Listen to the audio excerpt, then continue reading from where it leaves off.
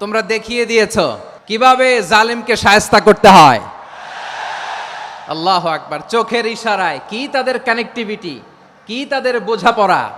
16-17 বছরে যেটা করা যায় নাই, অল্প কয়েকদিনের ব্যবধানে তাদের ইউনিটি গোটা বাংলাদেশকে উজ্জীবিত করেছে।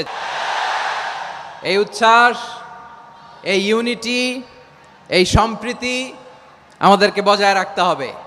এই যে আমরা ইউনাইটেড, আমরা উচ্ছ্বসিত, আমরা একসাথে দেশ গড়ার কাজে ঐক্যবদ্ধ হতে চাই, এটা আবার অনেকের ভাল লাগে না। নানামুখী ষড়যন্ত্র, আমরা যদি ঐক্যবদ্ধ থাকতে পারি কেউ আমাদের কিচ্ছু করতে পারবে না। এজন্য আগামীর বাংলাদেশ ঐক্যবদ্ধ বাংলাদেশ। আমরা এমন রাজনৈতিক বন্দোবস্ত চাই যেখানে কেউ কাউকে জুলুম করার সাহস দেখাবে না, নতুন করে আর কেউ জালিম হবে না, নতুন করে ফ্যাসিস্ট হওয়ার সাহসটুকু, দুঃসাহসটুকু কেউ দেখাতে পারবে না। এরকম বাংলাদেশ আমরা চাই কি চাই না? আমরা স্বাধীনতার পর থেকে এটাই দেখেছি, লুটপাট, দুর্নীতি, মারামারি, দেশের টাকা পাচার, এগুলোর পুনরাবৃত্তি আমরা চাই। নতুন ভোরের বাংলাদেশে এগুলোর পুনরাবৃত্তি না হোক। জোরে বলেন ঠিক কিনা? আমাদের বিশ্ববিদ্যালয়ের ক্যাম্পাসগুলোতে রিসার্চ হোক, উন্নত মানের রিসার্চ, গবেষণা হোক, যেরকম আমরা অন্যান্য দেশে দেখি। যেই ছাত্রদের হাতে কলম লেগেছে ওই হাতে অস্ত্রের স্পর্শ না লাগুক। চিল্লায় বলেন ঠিক কিনা? এখানে এক রাজনৈতিক দল আর এক রাজনৈতিক দলকে শ্রদ্ধা করবে, সম্মান করবে, এমন নেতা আমরা চাই যেই নেতা অসুস্থ হলে আমরা গোটা দেশের জনগণ জায়নামাজ বিছিয়ে মুনাজাতে চোখের পানি ছেড়ে আমার নেতার জন্য কান্না করব। চিল্লায় বলেন ঠিক কিনা? দেখবেন এই যে আমরা ঐক্যবদ্ধ, আমরা সম্প্রীতির বাংলাদেশ গড়তে চাই, আমরা সমৃদ্ধির বাংলাদেশ গড়তে চাই। নানা ধরনের চক্রান্ত, রিসেন্টলি দেখবেন এই শান্ত শিষ্ট ইসলাম প্রিয় শান্তিপ্রিয় মুসলিমদেরকে উস্কানি দেয়া হচ্ছে, উত্তেজিত করার জন্য আমার নবীকে গালি দেয়া হচ্ছে। আরশের অধিপতি আল্লাহ রাব্বুল ইজ্জাতের নামে এমন অশ্লীল শব্দ ব্যবহার করা হচ্ছে যেগুলো মুখে তোলা আমাদের পক্ষে সম্ভব না। যারা আল্লাহ রাসূল সাল্লাল্লাহু আলাইহি ওয়াসাল্লামের সম্মানকে খাটো করে, আল্লাহ এবং আল্লাহর রাসূলকে নিয়ে কটূক্তি করে, অবমাননাকর শব্দ ব্যবহার করে, অশ্লীল শব্দ ব্যবহার করে, তাদের ব্যাপারে আমরা সর্বোচ্চ শাস্তি কামনা করি। নবীর বিরুদ্ধে আল্লাহর রাসূল সাল্লাল্লাহু আলাইহি ওয়াসাল্লামের সম্মানকে খাটো করে কবিতার নামে, গদ্যের নামে অশ্লীল শব্দ চয়নকে আমরা মেনে নিব? কারণ আল্লাহর নবী আমার ঈমান, আমার নবী আমার ঈমান। নবীকে ভালোবাসা ঈমানের অংশ শুধু এতটুকু নয়, আমার নবীর ভালোবাসাটাই হচ্ছে ঈমান। চিল্লায় বলো ঠিক কিনা? ফিদাকা আবি ওয়া উম্মি ওয়া নাফসি ওয়া রূহি ইয়া রাসূলুল্লাহ। আমরা আমাদের প্রিয় নবীর জন্য জীবন বিলিয়ে দিতে রাজি। চিল্লায় বলেন ঠিক কিনা? এজন্য ইন্টারিম গভর্নমেন্টের কাছে আমরা বিনীত আবেদন জানাই, দেশের পরিস্থিতি আরো নাজুক হওয়ার আগেই যারা এই সমস্ত অবমাননার সাথে জড়িত তাদের বিরুদ্ধে কঠোর শাস্তির বিধান জারি করতে হবে। আজকের এই বিশাল তাফসীরুল কোরআনের প্রোগ্রাম থেকে এই দাবি জানিয়ে আমরা মহাবিশ্বের মহাবিশ্বয় মহাগ্রন্থ আল কোরআন আল কারিম থেকে আলোচনা শুরু করছি। আওয়াজ করে পড়ুন ইনশাআল্লাহ। প্রিয় ভাইয়েরা, বলুন তো, আমরা যে আরবি মাস অতিবাহিত করছি, কাটাচ্ছি, মাসটির নাম কি? শাবান। মাশাআল্লাহ, এই তো আপনারা সবাই জানেন। শাবানের পরেই যে মাস আসবে এটার নাম কি? রমাদান। যে আসতেছে আপনাদের ভাল লাগে? হ্যাঁ, রমাদান নাম শুনলেই মুমিন হৃদয়ে বয়ে যায় প্রশান্তির ফল্গু ধারা, ঠিক কিনা? একটা আনন্দ, একটা উচ্ছ্বাস আমাদের হৃদয়ের মধ্যে চলে আসে। রমাদান সাইয়্যিদুশ শুহুর, 12 মাসের মধ্যে সবচাইতে শ্রেষ্ঠতম মাস রমাদান আল মোবারক আসছে। আত্মশুদ্ধির মাস, আত্মসংশোধনের মাস, শুদ্ধাচারের মাস, নিজেকে আলোকিত করবার মাস। এই রমাদানুল মোবারকে আমাদের কি করণীয়, কি বর্জনীয়, what to do and what not to do, এই টপিকসের উপর কিছু কথা আপনাদের সামনে উপস্থাপন করব ইনশাআল্লাহ। ওমা তাওফীকি ইল্লা বিল্লাহ।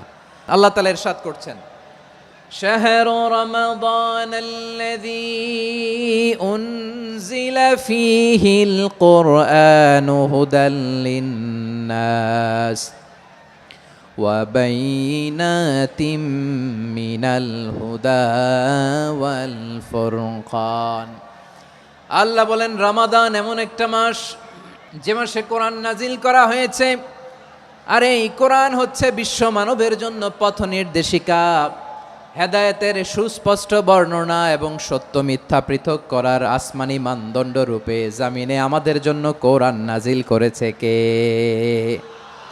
আওয়াজ করে বলেন তো, আল্লাহর নাজিল করা এই কোরআনে কোনো ভুল আছে?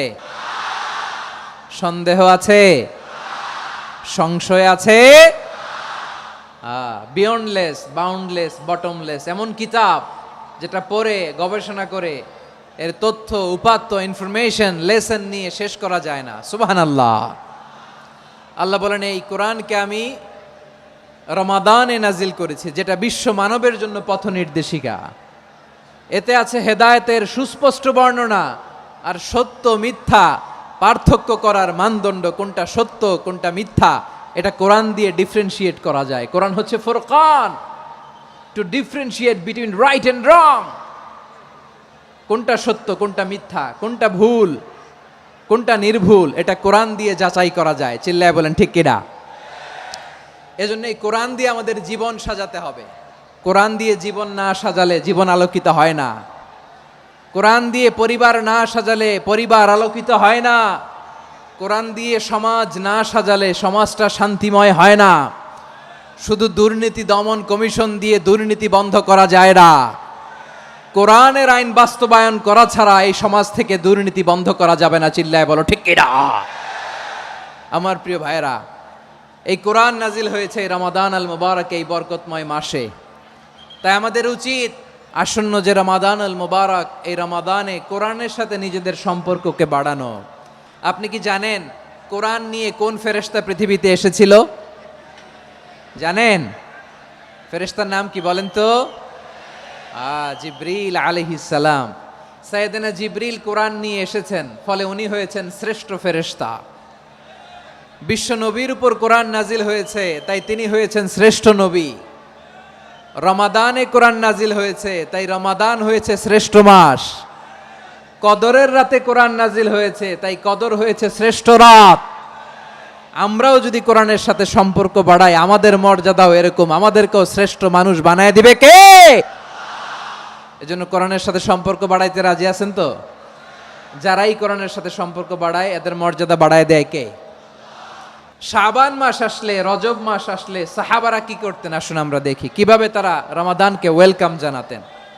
রজব শাবান আসলেই ওনারা রমাদান পর্যন্ত পৌঁছার আকুতি, আগ্রহ আর ফরিয়াদ আল্লাহর কাছে জানাতেন আর বলতেন, ইয়া আল্লাহ, রমজান পর্যন্ত আমাদের হায়াত বাড়িয়ে দাও। আল্লাহুম্মা বাল্লিগনা রমাদান, আল্লাহ তুমি রমজান পর্যন্ত আমাদের পৌঁছে দাও। আল্লাহুম্মা বারিক লানা ফি রজব ওয়া শাবান ওয়া বাল্লিগনা রমাদান, আল্লাহ রজব শাবানে বরকত দাও, আল্লাহ রমজান পর্যন্ত তুমি আমাদেরকে পৌঁছে দাও। আওয়াজ করে পড়ে না আমিন। আমার প্রিয় চাঁপাইনবাবগঞ্জের ভাইরা, গত বছর অনেকের সাথে আমরা একসাথে রমাদান কাটিয়েছি, তাদের অনেকে দুনিয়াতে এখন বেঁচে নাই, এরকম আছে না নাই? আচ্ছা, এই বছর যদি খুশনসিব হয় আমাদের, আমরা যদি পাই, আগামী বছরও যে রমাদান আমরা পাবো কোনো গ্যারান্টি আছে? তাহলে আসুন আমরা ভেবে নেই, হতে পারে this Ramadan could be the last and final Ramadan in our life. হতে পারে এই রমাদানই হতে পারে আমার জীবনের শেষ রমাদান। তাই আসুন আমরা আল্লাহর কাছে দোয়া করি, আল্লাহুম্মা বাল্লিগনা রমাদান, আল্লাহ তুমি রমাদান পর্যন্ত আমাদেরকে পৌঁছে দাও। আওয়াজ করে পড়েন আমিন। ইবনু রাজব আল হাম্বালি লাতাইফুল মাআরিফের মধ্যে লিখেছেন, সাহাবারা ওনারা রমাদান কেন্দ্রিক, আমাদের সালাফ সালফে সালেহিনরা রমাদান কেন্দ্রিক জীবন কাটাতেন। ওনারা রমজান আসার 6 মাস আগে আল্লাহর কাছে দোয়া করতেন, আল্লাহ রমজান পর্যন্ত পৌঁছে দাও। রমজান চলে যাওয়ার পরে বাকি 6 মাস আল্লাহর কাছে দোয়া করতেন, আল্লাহ এই রমাদানে যে ইবাদত করেছি ইবাদতগুলো তুমি কবুল করে নাও। সুবহানাল্লাহ। তাহলে পুরো বছর রমাদান কেন্দ্রিক জীবন। রমজান আসার আগে 6 মাস দোয়া করতো, আল্লাহ আমরা যেন রমজান পাই। রমজান চলে যাওয়ার পরে বাকি 6 মাস বলতো, আল্লাহ রমজানে যে ইবাদত করেছি এগুলো তুমি কবুল করে নাও। সুবহানাল্লাহ। আবার এই শাবান মাসে আল্লাহর হাবিব সাল্লাল্লাহু আলাইহি ওয়াসাল্লাম সবচেয়ে বেশি রোজা রাখতেন। এই শাবান শেষে আমাদের মধ্যে আগমন করবে রমাদান, এবং এই রমাদানুল মুবারক আল্লাহ তাআলা আমাদের জন্য সিয়াম ফরজ করেছেন। কি ফরজ করেছেন? তিনি সূরাতুল বাকারার 183 নম্বর আয়াতে ইরশাদ করছেন, রাব্বুল আলামিন বলেন, ইয়া আইয়ুহাল্লাযীনা আমানু কুতিবা আলাইকুমুস সিয়ামু কামা কুতিবা আলাল্লাযীনা মিন ক্বাবলিকুম লাআল্লাকুম তাত্তাকুন। আল্লাহ বলেন, ও বিশ্বাসীরা শোনো শোনো, তোমাদের জন্য সিয়ামকে ফরজ করা হয়েছে, ঠিক যেমন ভাবে তোমাদের পূর্ববর্তী উম্মতদের উপরও সিয়ামকে ফরজ করা হয়েছিল, লাআল্লাকুম তাত্তাকুন, যাতে করে তোমরা সবাই মুত্তাকি হতে পারো। সুবহানাল্লাহ বলেন, যাতে করে তোমরা আল্লাহ সচেতন হতে পারো। তাহলে সিয়ামকে, এই সামনে যে রমাদান আসতেছে আমার প্রিয় ভাইয়েরা, এই পুরো রমাদান ব্যাপী সিয়াম সাধন করা, সিয়াম পালন করাকে আমাদের জন্য ফরজ করে দিয়েছে কে? এটা শুধু আমাদের উপরই ফরজ না, আমাদের আগে যত জাতিগোষ্ঠী এই পৃথিবীতে এসছে সবার উপরে সিয়াম পালনকে ফরজ করেছে কে? তবে ধরনটা ভিন্ন ছিল, এক এক জাতিগোষ্ঠীর জন্য এক এক ধরনের ছিল। আমাদের জন্য সিয়াম ফরজ টানা 1 মাস 30 দিন বা 29 দিন। পূর্ববর্তী অনেক উম্মতের উপর 1 মাস ছিল না, 3টা ফরজ ছিল। কয়টা? প্রতি মাসের 13, 14, 15 ফরজ ছিল তাদের জন্য। কারো জন্য শুধু একটা, আশুরার রোজা। কোন কোন উম্মতের জন্য 10টা। কোন কোন উম্মতের জন্য রোজা ফরজ ছিল মৌনতার রোজা, আরবিতে বলে সৌমুল ইনসাত, মানে সারাদিন খেতে পারবে, পান করতে পারবে, স্ত্রীর সাথে মেলামেশা করতে পারবে, কিন্তু কথা বলতে পারবে না। কথা বললেই তাদের রোজা ভেঙে যেতে। পড়েন সুবহানাল্লাহ, কি অদ্ভুত ব্যাপার! মৌন সম্মতির রোজা। যেমনটি সাইয়্যিদাতুনা মারিয়াম আলাইহিস সালাম বলেছেন, ইন্নী নাযারতু লির-রাহমানি সাওমা ফালান উকাল্লিমাল ইয়াওমা ইনসিয়া। তিনি বলেছেন, আজকে আমি রহমানের জন্য, মানে আল্লাহর জন্য রোজা মানত করেছি, আজকে আমি কারোর সাথে কথা বলতে পারবো না। তো রোজা রাখলে কথা বলতে পারবে না কেন? কারণ ওই শরীয়তে রোজার বিধান ছিল সকাল থেকে সন্ধ্যা খেতে পারবেন, পান করতে পারবেন, কিন্তু কথা বলতে পারবেন না। কথা বললেই রোজা ভেঙে যেত। সুবহানাল্লাহ বলেন। তাহলে সব জাতিগোষ্ঠীর উপরে রোজা ফরজ ছিল, কিন্তু ধরনটা ভিন্ন ছিল। মজার ব্যাপার হচ্ছে, আপনি বর্তমানেও বিভিন্ন ধর্মের দিকে তাকান, বৌদ্ধ ধর্ম, হিন্দু ধর্ম, খ্রিস্ট ধর্ম, তাদের মধ্যেও রোজা আছে। ইংরেজরা, খ্রিস্টানরা এটাকে বলে ফাস্টিং। কি বলে? ফাস্টিং। আমাদের হিন্দু ভাইয়েরা বলে উপবাস। তারা কি বলে? উপবাস। আবার এখন আন্দোলনেরও একটা মাধ্যম হয়েছে এটা, না খেয়ে থাকা, এটারে বলে অনশন। এটারে কি বলে? অনশন ধর্মঘট। মানে আমাদের দাবি না মানলে আমরা খাবো না, রোজা রাখলাম। তারপরে আধুনিক বিজ্ঞান এটার একটা নাম দিয়েছে না খেয়ে থাকাকে, অটোফিজি। কি বলে? অটোফিজি। জাপানের এক চিকিৎসা বিজ্ঞানী এই অটোফিজির উপর গবেষণা করে সে নোবেল পেয়েছে। এজন্য আল্লাহ তাআলা আমাদের জন্য গোটা রমাদানে এই সিয়ামকে ফরজ করে দিয়েছেন। আওয়াজ করে বলেন আল্লাহু আকবার। রাব্বুল আলামিন বলেন, ইয়া আইয়ুহাল্লাযীনা আমানু কুতিবা আলাইকুমুস সিয়াম, সিয়ামকে তোমাদের উপরে ফরজ করা হয়েছে, কামা কুতিবা আলাল্লাযীনা মিন ক্বাবলিকুম, যেমনি তোমাদের পূর্ববর্তীদের উপর রোজা ফরজ করা হয়েছিল, লাআল্লাকুম তাত্তাকুন, যাতে করে তোমরা আল্লাহ সচেতন হতে পারো, যাতে করে তোমরা মুত্তাকি হতে পারো। লাআল্লাকুম তাত্তাকুন, যাতে করে আমরা আল্লাহ সচেতন হতে পারি, আল্লাহ কনসিয়াসনেস আমাদের মধ্যে গ্রো করে। এটা হচ্ছে রোজার প্রাইম অবজেক্টিভ। অনেকে জিজ্ঞেস করলে অনেকে বলে রোজার মূল উদ্দেশ্য হচ্ছে না খেয়ে থাকা। না। অনেকে বলে গরিবদের কষ্ট অনুধাবন করা রোজার উদ্দেশ্য। না। রোজার উদ্দেশ্য কি? সিয়াম পালনের উদ্দেশ্য কি? এটা আল্লাহ তাআলা স্পষ্ট এই আয়াতের পেছনে বলেছেন যে লাআল্লাকুম তাত্তাকুন, যাতে করে তোমরা আল্লাহ সচেতন হতে পারো, আল্লাহ ভীতি তোমাদের মধ্যে গ্রো করে, গড কনসিয়াসনেস, আল্লাহ কনসিয়াসনেস, আল্লাহ সচেতনতা যেন বাড়ে, দ্য সেন্স অফ অ্যাকাউন্টেবিলিটি, আল্লাহর সুপ্রিম কোর্টের কাঠগড়ায় এই দুনিয়াতে আমি যাই করলাম তার সব কিছু যে পাই টু পাই হিসাব দিতে হবে, এই sense, to enhance the sense that what ever we do Allah is watching me. আপনি যাই করেন কেউ দেখে না, কিন্তু দেখে কে? শুরুতেই তো জিজ্ঞেস করেছিলাম যে কেউ যেটা দেখে না সেটা দেখেন কে? কেউ যেটা শোনে না সেটা শোনেন কে? এর নাম হচ্ছে লাআল্লাকুম তাত্তাকুন, যাতে করে তোমরা আল্লাহ সচেতন হতে পারো, আল্লাহ ভীরু হতে পারো। দুনিয়ার কেউ দেখে না, কিন্তু আল্লাহ দেখে। এটাই রোজার মূল শিক্ষা। আমার প্রিয় ভাইরা, আপনি লুকিয়ে লুকিয়ে ঘরের ভেতরে অন্যায় করেছেন, পাপ করেছেন, আপনার বাবা দেখে নাই, মা দেখে নাই, স্ত্রী দেখে নাই, কিন্তু দেখেছে কে?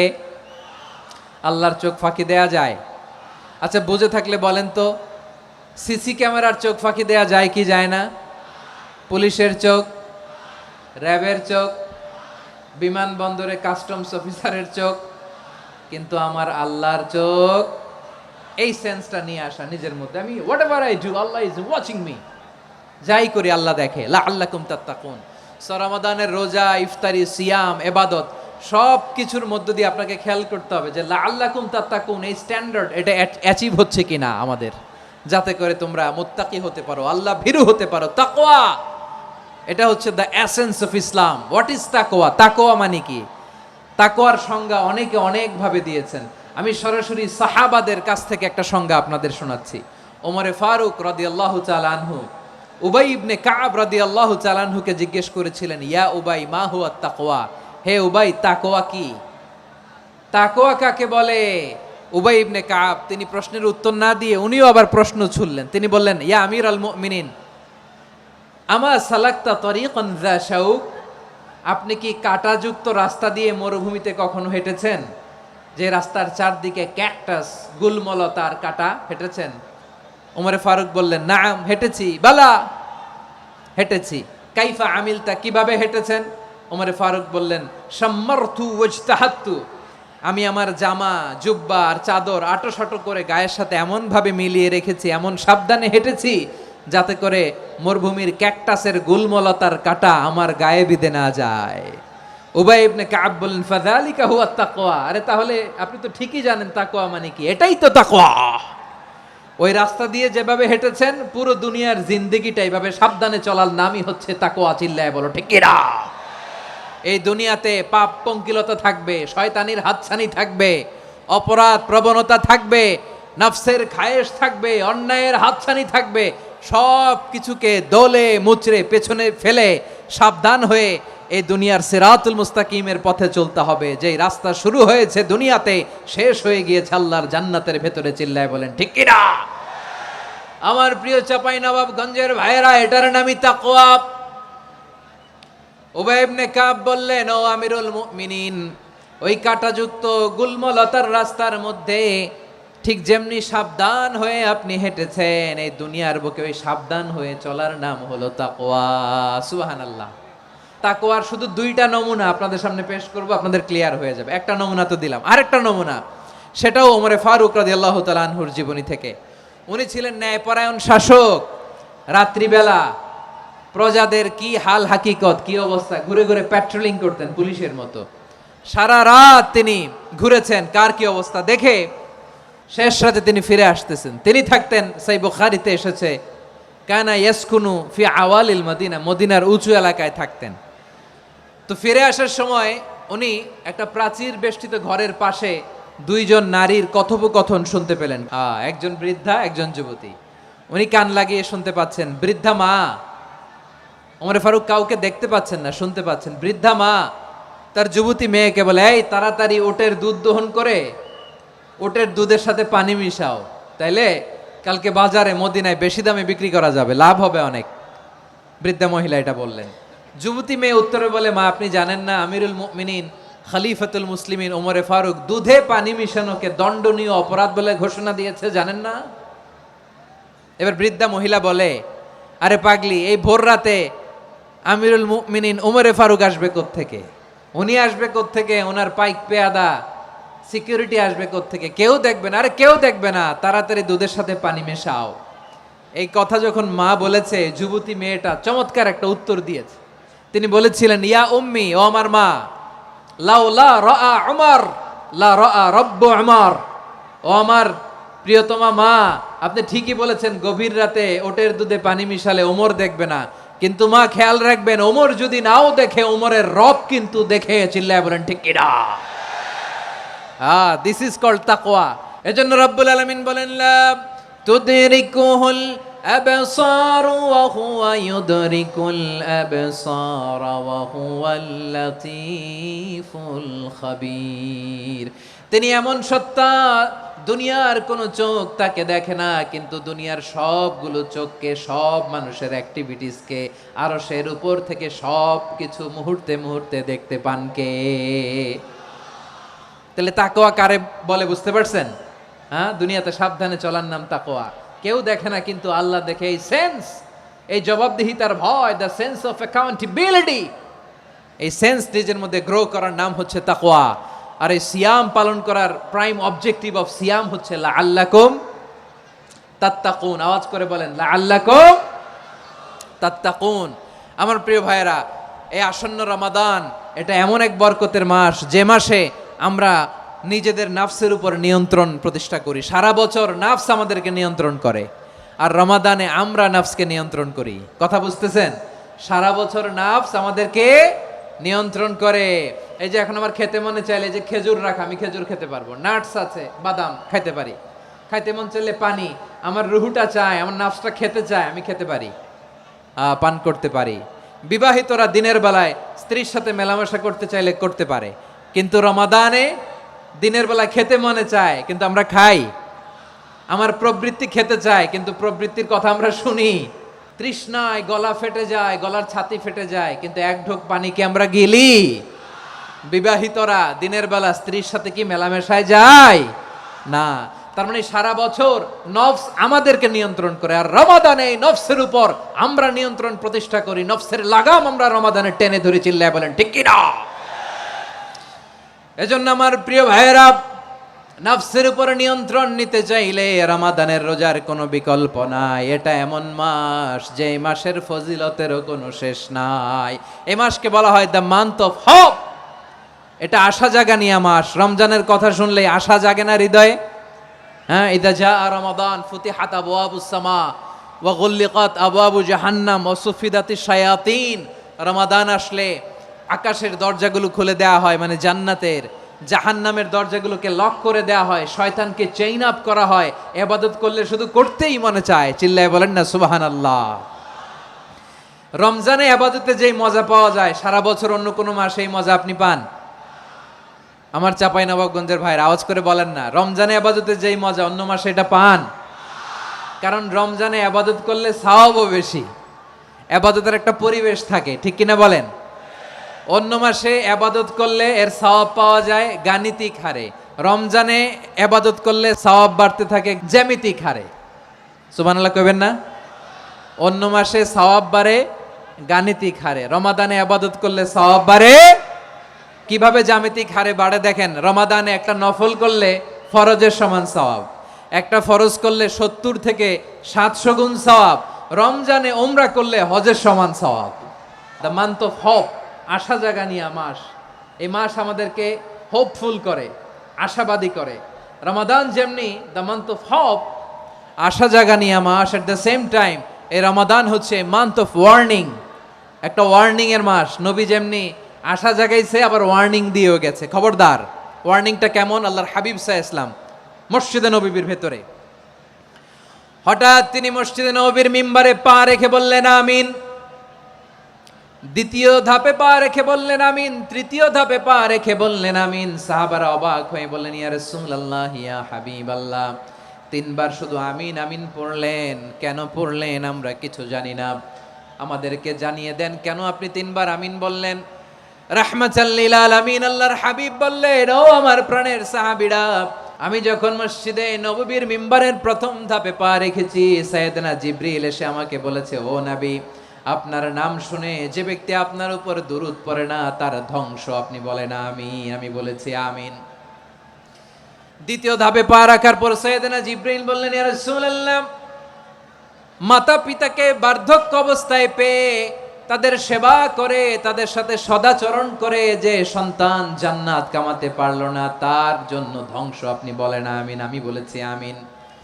আবার মিম্বারের তৃতীয় ধাপে ঠিক যখনই আমি পা রাখলাম, সাইয়েদনা জিবরাইল বললেন, নবী, রমজান মাস পাওয়ার পরে এই মাসে ইবাদত করে যে ব্যক্তি নিজের গুনাহ মাফ করাতে পারলো না, তার জন্য ধ্বংস। আপনি আওয়াজ করে পড়েন আমিন।